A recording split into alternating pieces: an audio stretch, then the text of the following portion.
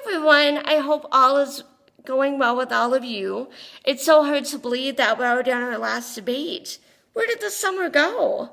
It's been a pleasure getting to know the both of you this summer, and I really look forward to hopefully seeing you both in future classes as well.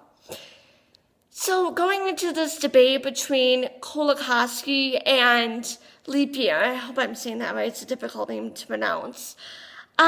Leap Year mentions this idea of alienation and personal space, or space. He mentions that space is constructed not only by who we are as individuals, but also what we are doing, our function, what we are doing. He also mentions that architecture is a social practice. So I think he's trying to show how space is constructed by us as individuals, by not only about who we are as a person, but also by the work that we produce is also constructing space.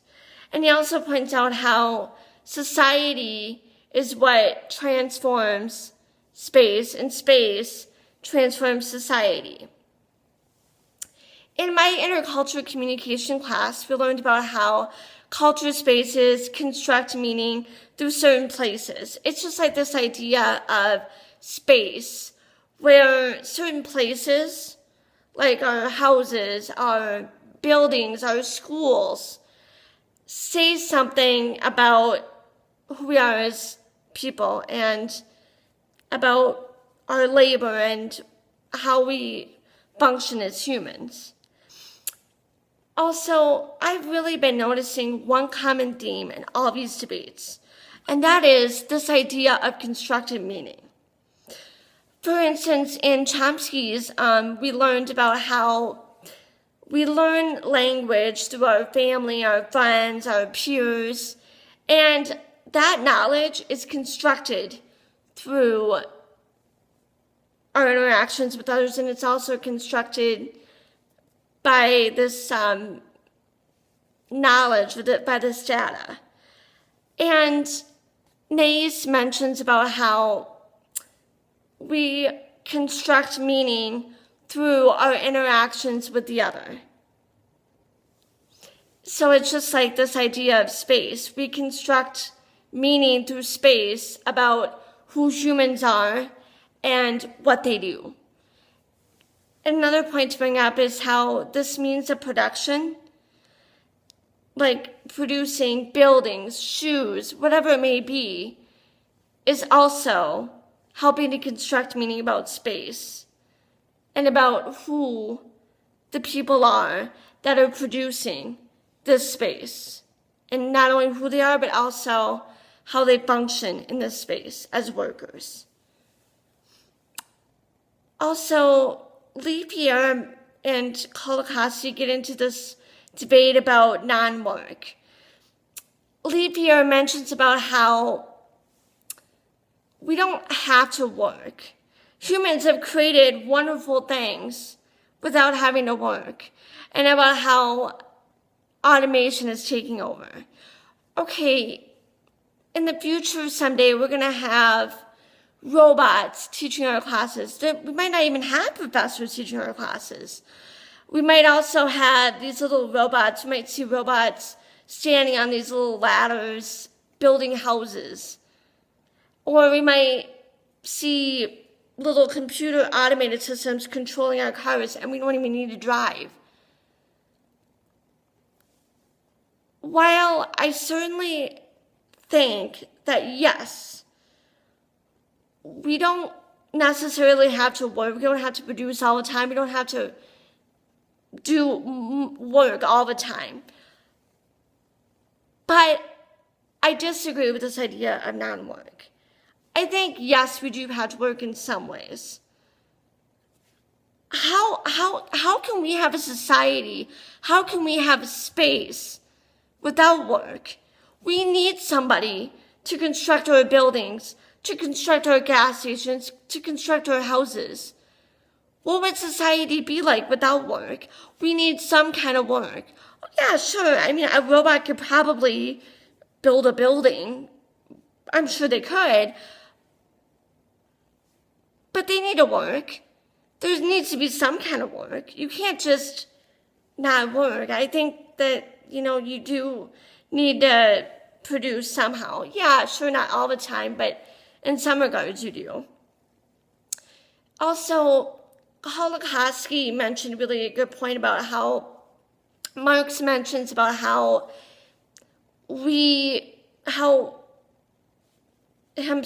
people express themselves through work. It kind of, the person is defined by their labor. Yes, I do think that a person can express themselves through work, and they can be defined by who they are through their work.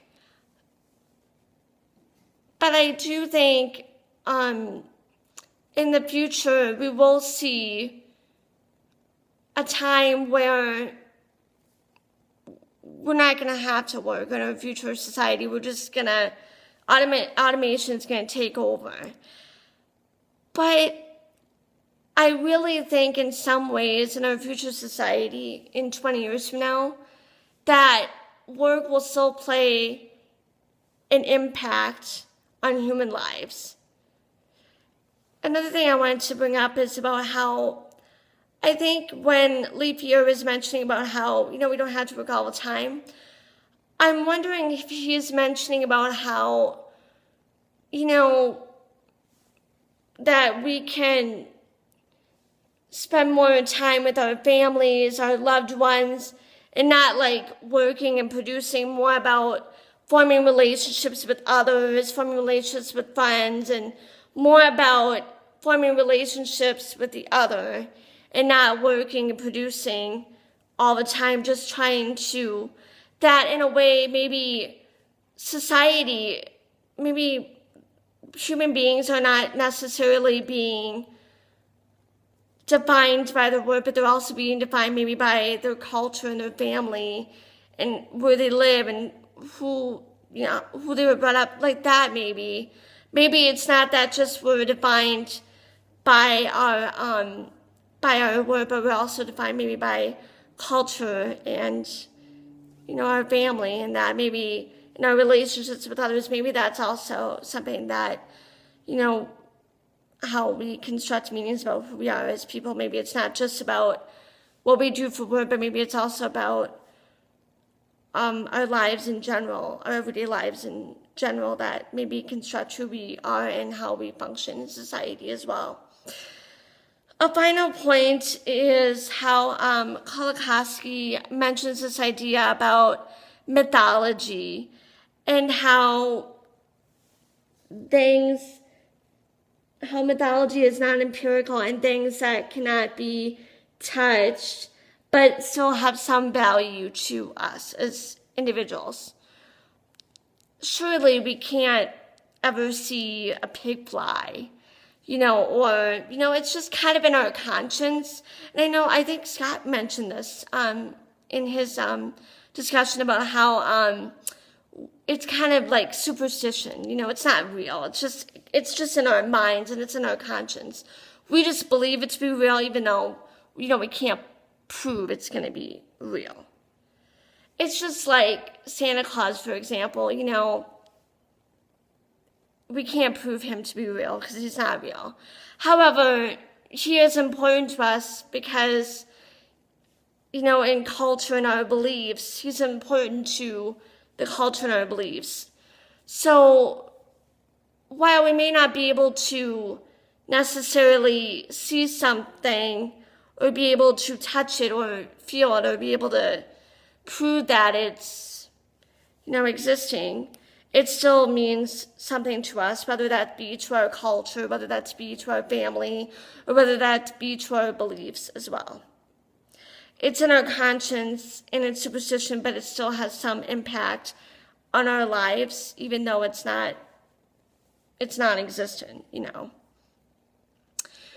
Taking this from a communication perspective, all of these concepts presented in this debate, as communication scholars, we observe how others construct meaning. whether that be through space, whether that be through interactions. And not only that, but we as we as communication scholars also observe how humans function in this world, how they interact, what they do for work, who they are as people. We also observe not only how things are constructed and their meanings, but we also observe how humans function and are in everyday society. Please let me know what your thoughts are on this debate, and I look forward to hearing from the both of you and seeing what your thoughts are. Take care.